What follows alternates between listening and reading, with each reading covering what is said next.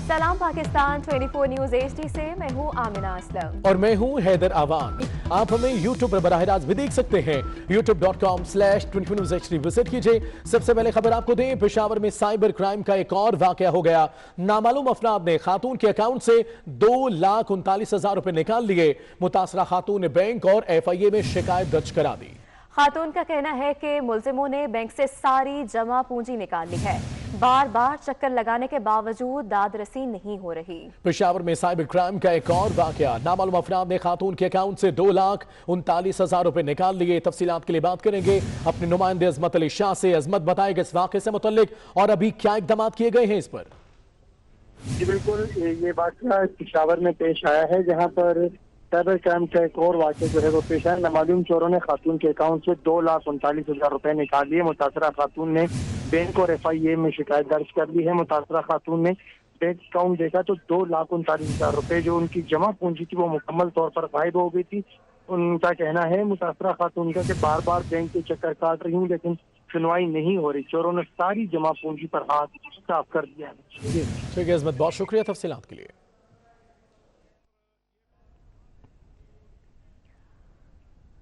विफाकी हुकूमत का 50,000 matric ton चीनी दरामद करने का फैसला।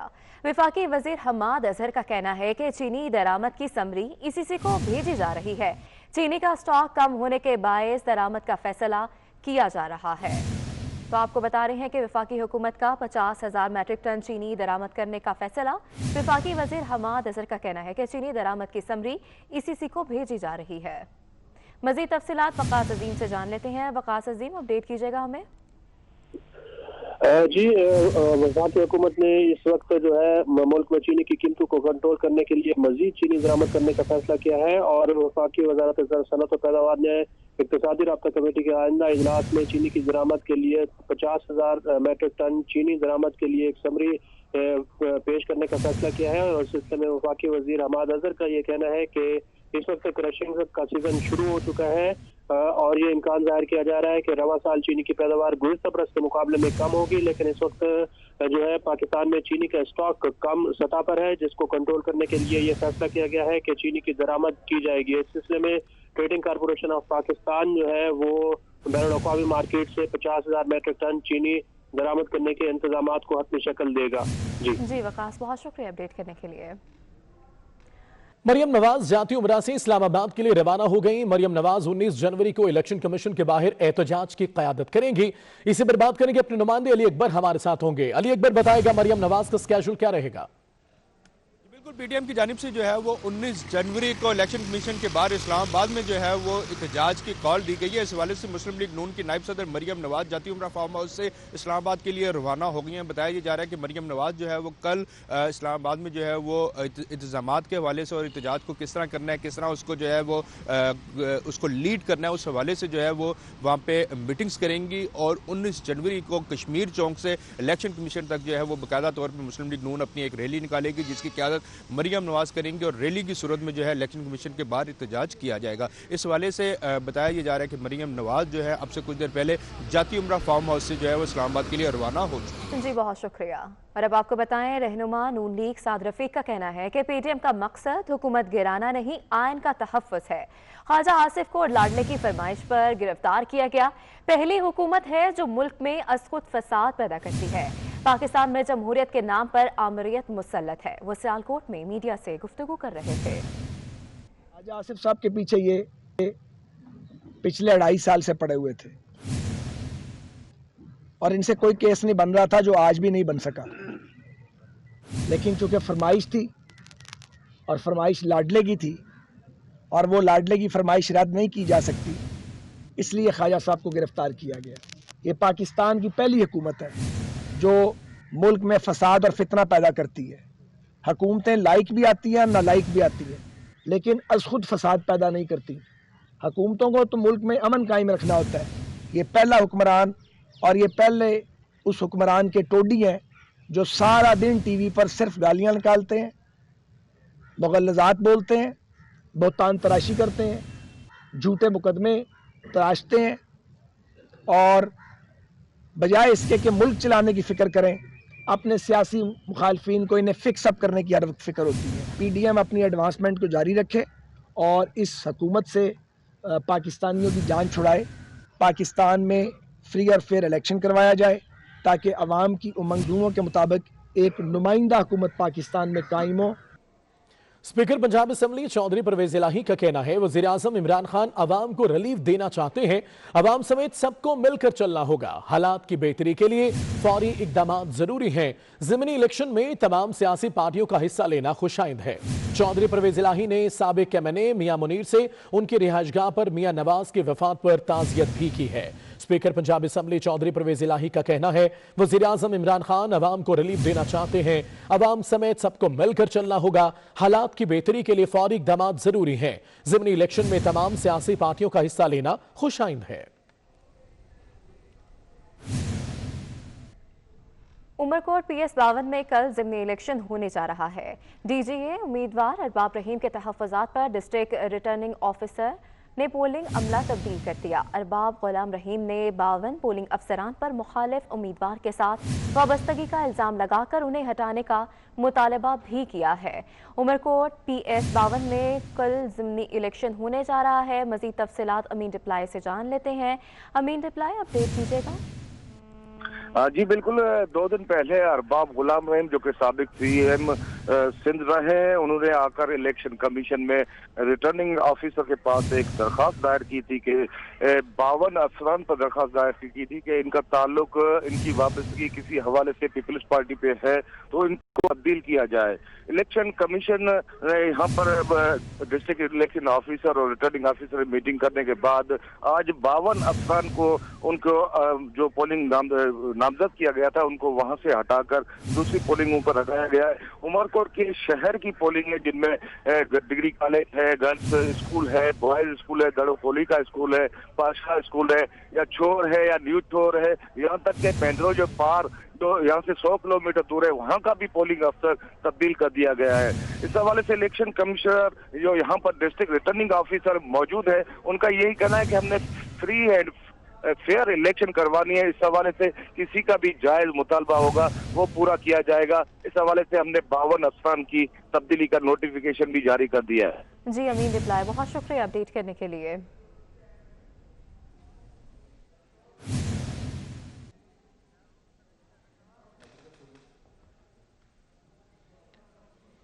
यहाँ वक्त हुआ एक ब्रेक का। ब्रेक के बाद आपको बताएं, कराची में स्टील मिल्स मुलाजमीन का धरना 7वें रोज भी जारी है। चेयरमैन स्टील मिल्स के घर का बरतरफ मुलाजमीन की तरफ से मुहासरा किया गया। मजीद बताएंगे हमारे नुमाइंदे मोहसिन सियाल। मोहसिन बताएगा अभी सूरत हाल क्या है? जी बिल्कुल, इस वक्त मैं मौजूद हूँ स्टील मिल के बरतरफ मुलाजमीन के धरने में, जो 7 रोज़ से यहाँ पे अपने छोटे बच्चों और अहले खाना के साथ यहाँ पर मौजूद हैं। स्टील मिल चेयरमैन हाउस के बाहर धरना दिए बैठे हुए हैं और तकरीबन 7 रोज़ से ही स्टील मिल चेयरमैन जो है अपने घर पे महसूर होकर रह गए हैं। यहाँ पर ये मुलाजमीन रात हो या दिन यहाँ पर मौजूद होते हैं। ये साजो सामान ये लेकर आ गए, गर्म बिस्तर भी लेके आ गए हैं जो रात में यहाँ पे गुजारते हैं। ये मुलाजमीन यहाँ पे जो धरने में बैठे हुए हैं, इनका कहना है कि हमें जो है 4500 से ज़्यादा यहाँ पे बरतरफ मुलाजमीन जो किए गए हैं उनको फिलफोर बहाल किया जाए, इनकी सैलरियाँ जो है उनको शुरू किया जाए और स्टील मिल को जो बंद किया जा रहा है उसको जो है चलाया जाए। ये मुलाजमीन काम करने के लिए तैयार हैं। ये 20-25 सालों से इस मिल में काम करते आए हैं। जब तक हमारे घर वापस नहीं होते, हमारे मुतालबात नहीं माने जाते, हम यहाँ पर मौजूद रहेंगे।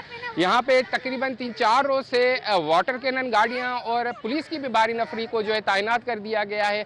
ऐसा लगता है कि यहाँ पे जो है कोई ऐसी सिचुएशन हो तो उसको संभालने और कंट्रोल करने के लिए इंतजामिया ने भी अपना जो है काम मुकम्मल किया हुआ है। लेकिन ये मुजाहिरीन जो है 7 रोज से बिल्कुल पुरअमन बैठे हुए हैं और अपने मुतालबात रख के बैठे हुए हैं। इमरान खान साहब वज़ीर आज़म पाकिस्तान से मुतालबा कर रहे हैं कि स्टील मिल पे आके जो है उन्होंने जो वादे किए थे वो पूरे किए जाएं और हमारी बात सुनी जाए। जी बहुत शुक्रिया। कराची के इलाके 90 में सीवरेज का निजाम तबाहाली का शिकार है। सड़क पर सीवरेज का गंदा पानी जमा होने से शहरियों को शदीद मुश्किलात का सामना है। इसी पर मजीद तफसीलात आदिया नाज से जान लेते हैं। आदिया, बताइएगा शहरियों को किन किन मसाइल का सामना है?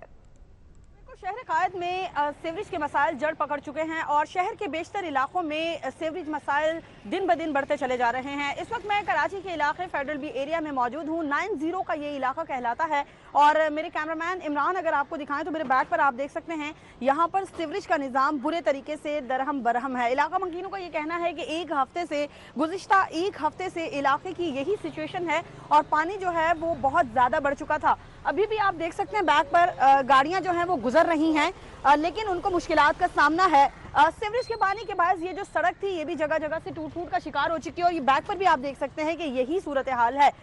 ये एरिया कभी इतना ज़्यादा खूबसूरत और बहुत ज़्यादा जो है वो वेल मैनेज हुआ करता था, जहाँ पर ना कभी कोई गंदगी देखी जाती थी, ना सीवरेज का गंदा पानी मौजूद होता था, लेकिन अब यहाँ पर भी यही मसाइल हैं।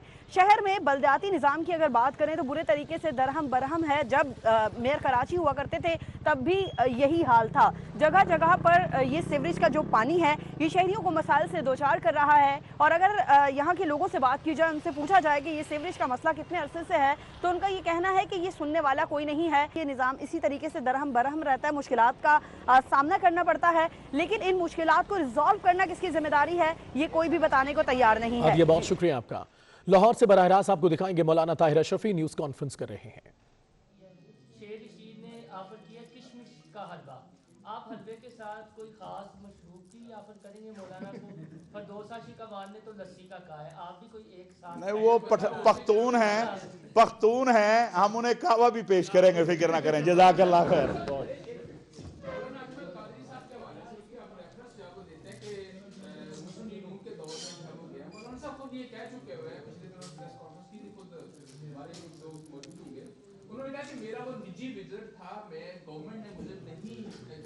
वैसे तो ये इशू बड़ा पुराना भी हो गया, इस पे बड़ी बात।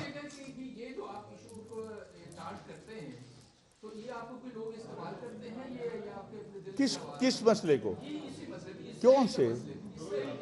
फलस्तीन मेरी रगों में, फलस्तीन का मसला सुन लें। अभी बात मैंने तो जिक्र भी नहीं किया। भट्टी साहब आज तुसी खैर नाश्ता करके आए हो कि नहीं? मैंने तो अजमल कादरी साहब का जिक्र भी नहीं किया, लेकिन मेरा एक सवाल अब आपके सवाल के ऊपर है कि पाकिस्तान के पासपोर्ट पे लिखा हुआ है कि ये पासपोर्ट इसराइल के लिए इस्तेमाल नहीं हो सकता। ठीक है, अगर वो नून लीग के दौर में गए और वो इसराइल विजिट करके आए और उन्होंने यहां आके प्रेस कॉन्फ्रेंस शेरावाला में की और वो कहते हैं मैं शहबाज शरीफ को भी बता कर गया, नवाज शरीफ को भी बता कर गया, तो फिर एक सवाल मेरा भी है कि कौन सी कानूनी कार्रवाई उनके खिलाफ हुई? होनी चाहिए थी कि नहीं होनी चाहिए थी? पाकिस्तानी पासपोर्ट का गलत इस्तेमाल हुआ और लेकिन मियां साहब ने यह नहीं कहा कि वो कोई खुफिया गए थे। वो कहते हैं मैं इनसे बात करके, इनसे पूछ के इनके। मौलाना ताहिर अशरफी न्यूज कॉन्फ्रेंस कर रहे थे, उस सवालों के जवाब दे रहे थे। आपने मुलाहिजा किया। आगे बढ़ते हैं। लाहौर की डबल डेकर बस माली मुश्किलात से दो चार हो गई। माहाना आमदन 15 लाख से कम होकर 9 लाख रह गई। मंसूबे को 70 लाख का बजट मिलना था, 2018 के बाद 1 रुपया न मिला। इजाफी अखराजात का बोझ महकमा सयाहत को बर्दाश्त करना पड़ रहा है। मजीद तफसीलात सादिया खान से जान लेते हैं। सादिया, अपडेट कीजिएगा हमें। जी हाँ, महकमा सियाहत के तहत चलने वाला डबल डेकर प्रोजेक्ट जो है वो माली मुश्किलात का शिकार हो गया है। जब ये प्रोजेक्ट शुरू किया गया तो इस प्रोजेक्ट के लिए 7 मिलियन सालाना बजट रखा गया था। 2018 के बाद इस प्रोजेक्ट के लिए हुकूमत की जानिब से कोई भी बजट जो है वो ना मिल सका, ना ही बजट रखा गया, ना ही इनको किसी किस्म की अजाफी अदायगी हो सकी है। अभी महकमा सियाहत के तहत चलने वाले इस प्रोजेक्ट में 3 बसें हैं जो लाहौर के मुख्तलिफ रूट्स पर चल रही हैं। अभी महकमा सियाहत की जानिब से 2 नए रूट्स शामिल करने के लिए भी तजावीज़ भेजी गई हैं। इसके साथ बताती ये चलूँ कि एक रूट जो है वो मीनार पाकिस्तान जाता है, दूसरा रूट जो है वो शालामार बाग जाता है। चिड़ियाघर का रूट और उसके साथ साथ वाघा का रूट कोरोना की वजह से बंद किए गए थे, जो अभी तक ऑपरेशनल नहीं हो सके हैं। डबल डेकर बस की आमदन जो है वो 15 लाख से कम होकर 9 लाख तक रह गई है, जबकि इसके माहाना अखराजात तकरीबन 13 से 15 लाख हैं। अगर हम बात करते हैं इस प्रोजेक्ट को मिलने वाले फ़ंड के हवाले से, तो 2018 के बाद इस प्रोजेक्ट के लिए कोई कोई भी फंड पंजाब हुकूमत ने नहीं रखा है, जिसकी वजह से इस प्रोजेक्ट को मुश्किलात का सामना है। हमने ये देखा है कि गुज़िश्ता 2 साल में इसकी टिकटिंग में भी इजाफा जो है वो देखा गया, जिसकी वजह से शहरी जो है वो काफ़ी ज़्यादा नाला नज़र आते हैं।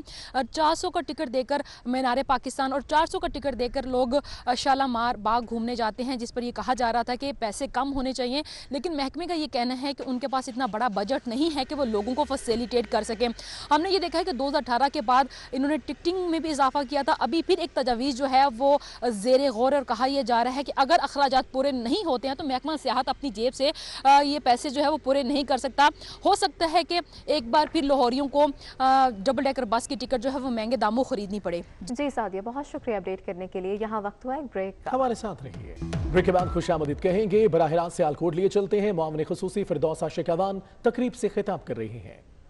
दाम तराशियाँ करना और मुखालफ को नीचा दिखाने के लिए तगोदो करना, ये हमारी एक 24/7 दौड़ है और एक दायरा है जिसके अंदर हम घूमते जा रहे हैं। असल काम जो हम अपोजिशन हूँ या हुकूमत में हूँ, ये वो इंसानियत के साथ मोहब्बत का जो रिश्ता और जज्बा है, ये उर्दू का मोहताज नहीं है, ये किसी लेबल का मोहताज नहीं है, ये किसी वजारत या समाजी कारकुन के दरमियान तफरीक पैदा नहीं करता। ये जज्बा जो है हकीकी तौर पे आपको वो अजीम ताकत देता है जिससे आपका ईमान का जज्बा और ज़्यादा उभरता है। और फिरदौस आशिकावान तकरीब से खिताब कर रही थी। आपने मुलाहिजा कि आगे बढ़ते हैं। लाहौर में कूड़े के ढेर लगने और ताफुन फैलने पर जमात इस्लामी के जेर तमाम एहतजाज किया गया। इसी पर मजीद तफसीलात शाहिद सिप्रा से जान लेते हैं। शाहिद सिप्रा, बताइएगा।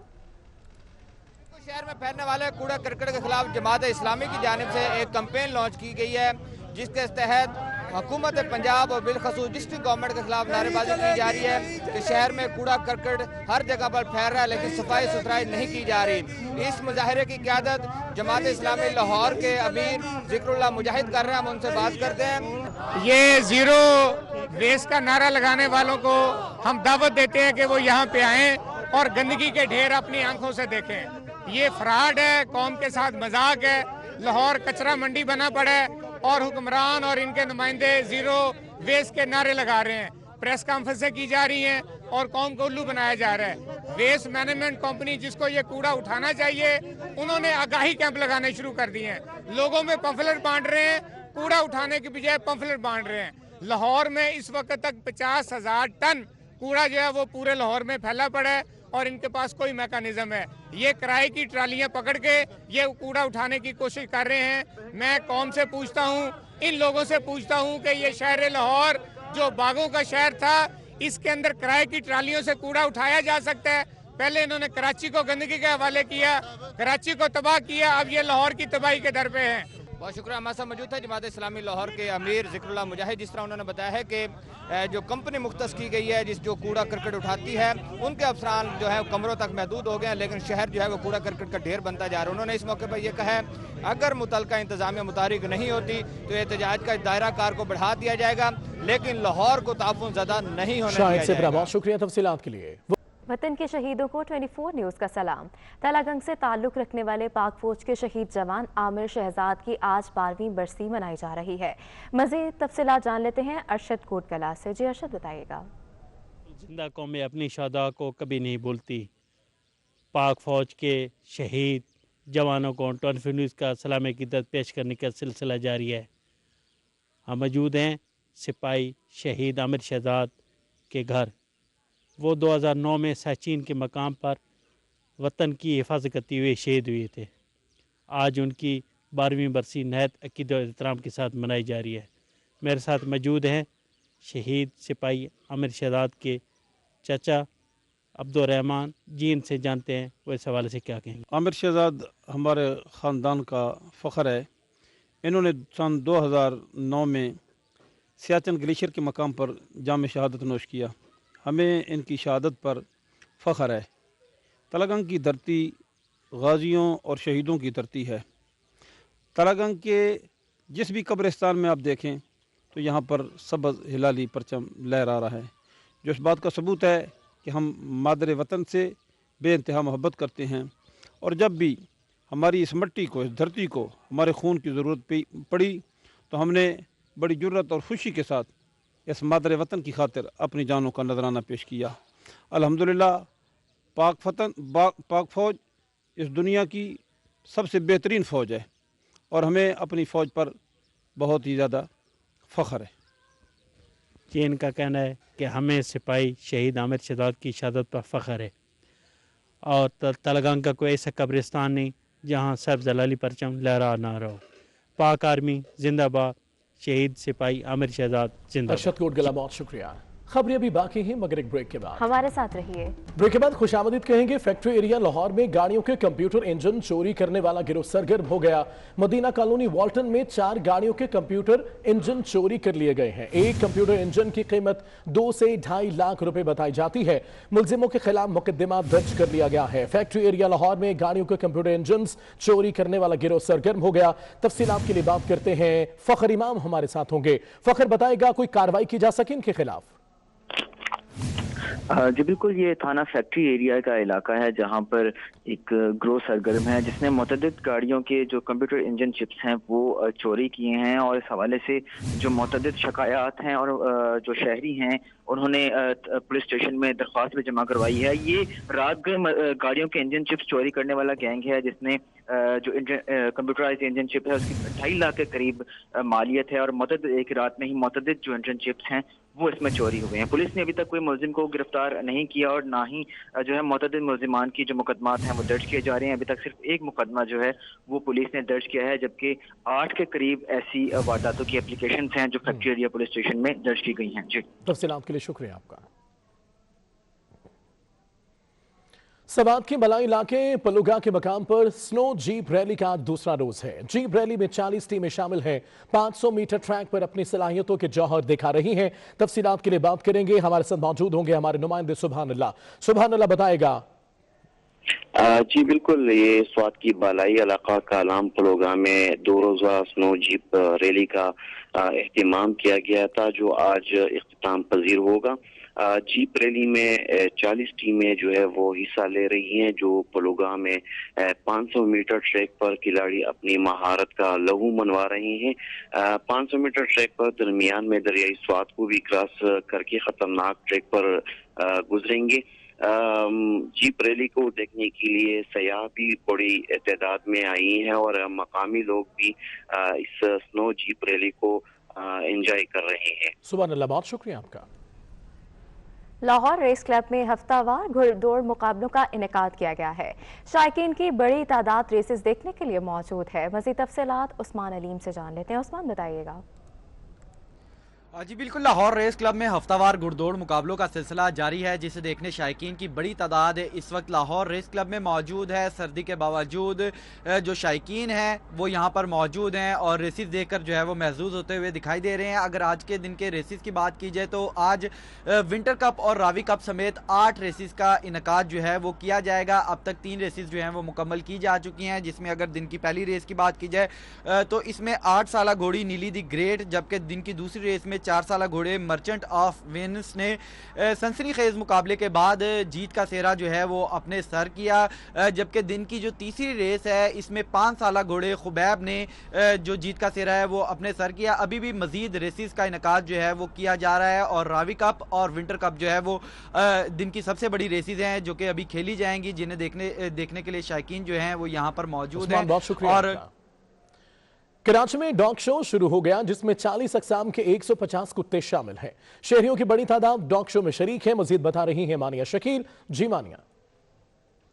जी बिल्कुल, मैं इस वक्त जो है एक डॉग शो में मौजूद हूँ। जो डॉग शो हो रहा है कराची में DHA में, जो ये डॉग शो जारी है जो कि पाकिस्तान कैनल क्लब की तरफ से किया जा रहा है। यहाँ पे तकरीबन 150 डॉग्स हैं जो इसमें हिस्सा ले रहे हैं और तकरीबन 40 किस्म के जो है वो ब्रीड वाले जो हैं ये डॉग्स यहाँ पे मौजूद हैं। एक फैमिली यहाँ पे मौजूद है जिनके सबके पास डॉग्स मौजूद है। मेरे कैमरामैन काशिफ आपको दिखाएंगे कि पूरी फैमिली अलग अलग डॉग्स के साथ यहाँ पे मौजूद है और ये छोटी सी बच्ची छोटे से डॉगी के साथ भी मौजूद है। पहले हम आपसे बात करेंगे और जानेंगे कि कितने डॉग्स हैं आपके पास और कौन कौन से डॉग्स हैं। हमारे पास माशाल्लाह हस्की के डॉग्स हैं। हस्की हमारे पास जो ब्रीड है, एक ये छोटा हस्की है, फिर वो जर्मन है, लॉन्ग कोट है, फिर वो स्टॉक कोट में डबल कोट कहते हैं उसको, फिर ये कि जो है इम्पोर्ट की हुई है कनाडा से, जो हस्की की फ़ीमेल है, और फिर एक हमारे पास वो है जर्मन शेफर्ड है, वो भी स्टॉक कोड में है लेकिन उसका कोड बहुत अच्छा है।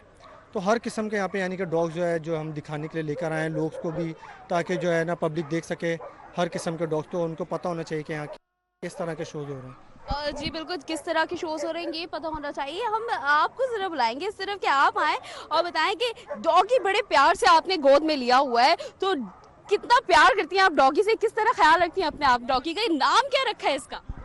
कोको। कोको। कोको का क्या, किस तरह ख्याल रखती हैं आप अपनी कोको का? अच्छे से ख्याल रखिए भाई। यहाँ पे इस तरह कई बच्चे मौजूद हैं जो अपने डॉग्स के साथ वाकई बहुत इमोशनली अटैच नजर आते हैं। कई बच्चे खड़े हुए हैं इंतजार में कि कब उनके डॉग्स की बारी आए, कब वो लेके जाएं और दिखाएं अपने डॉग्स को कि कितना वो ख्याल रखे, कितना प्यार करके अपने डॉग्स से रखे हुए। तो ये डॉग शो तकरीबन शाम तक जारी रहेगा। तो कराची वाले जो शौकीन हैं कुत्तों के, वो यहाँ पे आज भरपूर तादाद में मौजूद है। बहुत शुक्रिया मानिया। इसी के साथ न्यूज स्टूडियो से फिलहाल इतना है।